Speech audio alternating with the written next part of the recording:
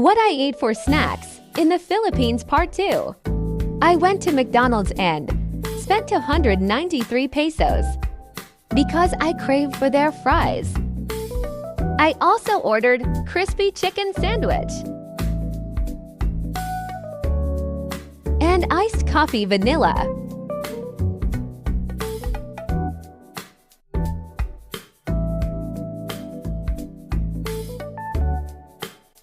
I went to the counter to pay.